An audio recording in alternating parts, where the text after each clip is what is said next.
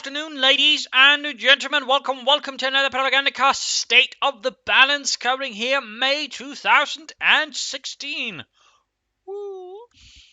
And, well, not really a lot has changed in a sense in terms of balance since, April and May. There's been no real big patches, no huge changes. You've got the balance preview going on, but that has yet to have an impact, obviously, since that's first going to hit in June, most likely. Which of course means nothing really happened there. And so far, there's not really been any sort of changes in sort of metagame to actually prepare ahead for that. In particular, the Oval Commander S seems to be playing like, business as usual. Spam Panther Strikes or try, to be a bit smarter than that and not rely on it. But overall, there's been sort of no huge sea change there. And overall, there's not really been sort of any sort of large changes. I mean, if sort of say, look at, well, let's take the Brits. I mean, advanced replacement is still popular despite, being nerfed. Some people have decried, saying, it's going to end the Brits. It's going to render the doctrine useless. The reality is not quite so much. Obviously, in 1 versus 1, it's perhaps not going to be so straightforward. But, it's not really going to sort of stop it from working, say, in larger team games and so on. And even in 1 versus 1, if you know what it's about, it's not really going to stop it. All it did was make it slightly less strong. For the Brits in 1 versus 1, though, it's largely still Mobile Assault, Vanguard, Royal Engineers. Though I have seen some more Royal Artillery. Perhaps it might actually be because of the patch there, but still I've seen some usage to a pretty decent effect there. So it's obviously always some changes will be happening with a metagame. In that sense, if you really sort of want to think about it, it's kind of like, movies. Where, like, for example, for one period, it's all about, superhero movies. Then it might be another type of movie sort of coming up there for a couple of years. Except, generally, it just shifts from month to month for, sort of periods in years. So that's a slight detail there that sort of, rather differentiates the two. Basically, change happens a lot faster, but still, it's sort of rather very much in fads and sort of things. And the Americans, for example, are also very typical of that. They can really sort of just shift from month to month in sort of what's popular and fresh, because then, everybody exposed sort of a new strategy.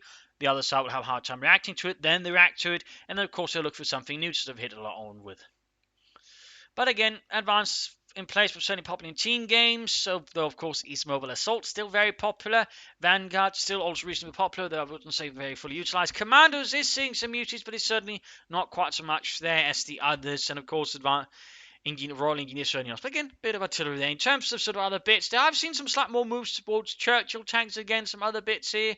But it's still primarily, either a lot of Cromwells or Comets, with a few Fireflies thrown in for good measure, and of course, lots of Bren guns, perhaps some P8s, and of course, digging in with trenches and other fun bits. So in that sense, the only real big change there has been sort of doctrinally with the Brits. Nothing else has really changed. And again, if a Brit digs in, try to play around it, for example, hit their base or have the weak spots, that way force them out of their comfort zone, and that way deal with them. That's sort of really the best advice there.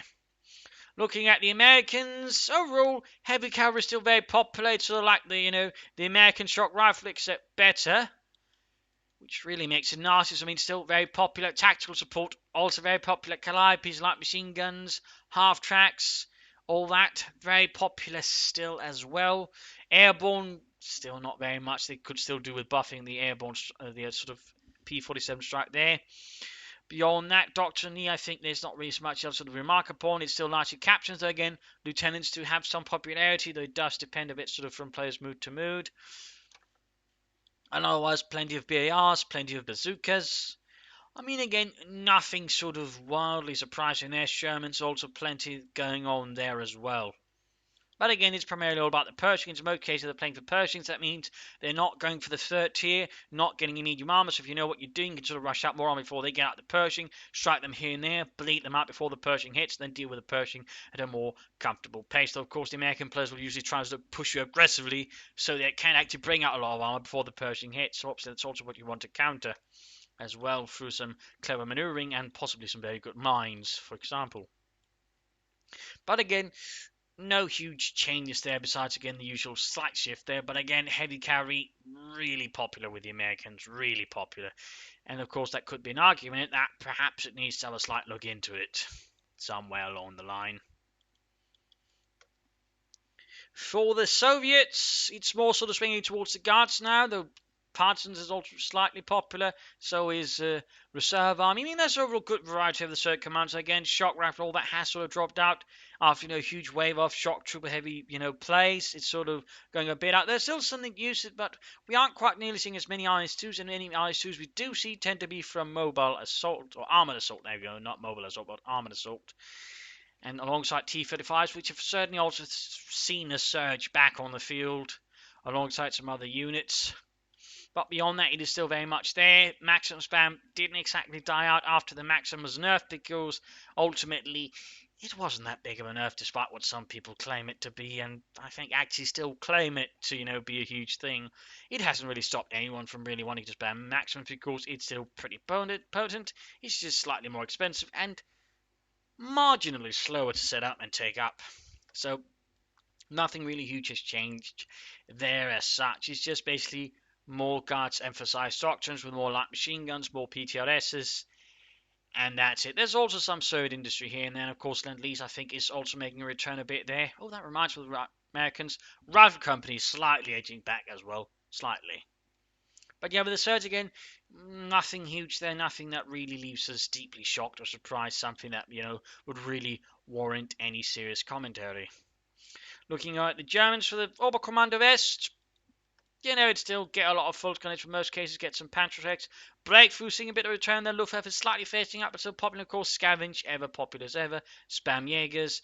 Special Operations, Elite Armor, not really seeing much use. I'm seeing more players use Firestorm, but it's not for the Flumheads, so it's primarily just for the Flamethrowers on the Steel Pioneers.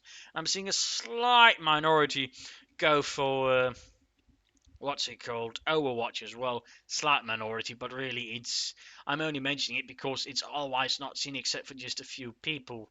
It's a bit of a limited doctrine. Fortification sees some usage, but it's still just used as the MG34 doctrine and nothing else, which again begs the question, why didn't they go for the Luftwaffe?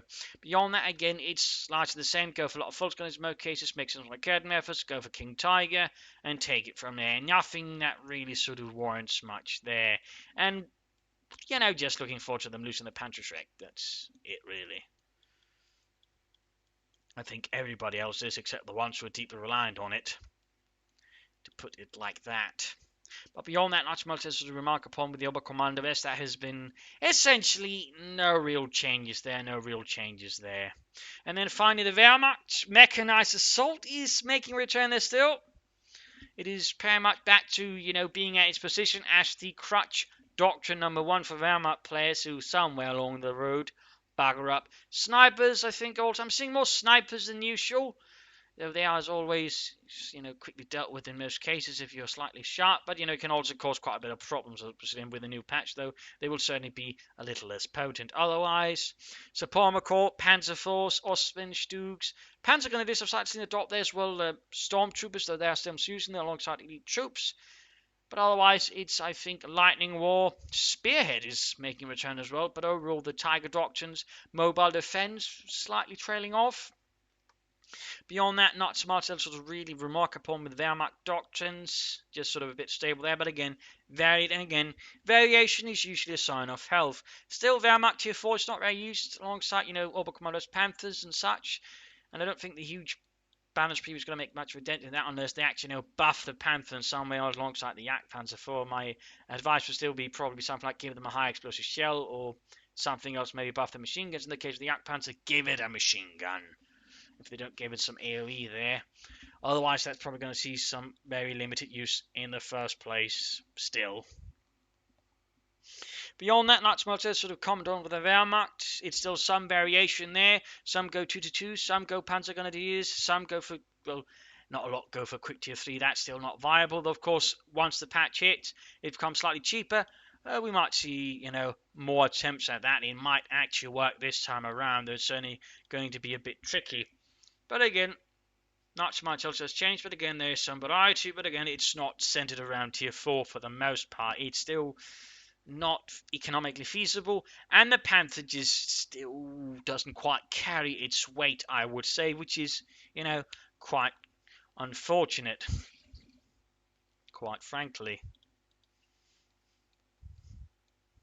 So there is that. But overall, there hasn't exactly been a huge series of changes in the meta game. There's been some slight changes, as there's always been, but nothing, again, that really warrants any comments.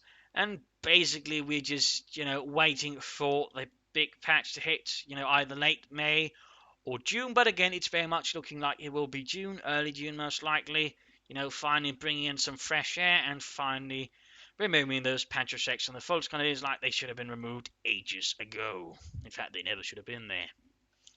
So that's certainly something to look forward to, amongst other things. Though, of course, I'll be going into more details about the balance preview changes, which actually have happened this week, in 2 days' time. So be sure to watch in there.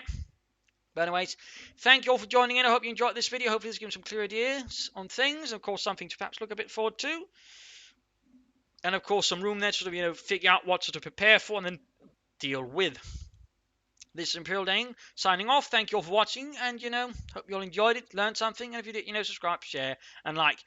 This is Imperial Dane signing off, and see you all another time. Cheers.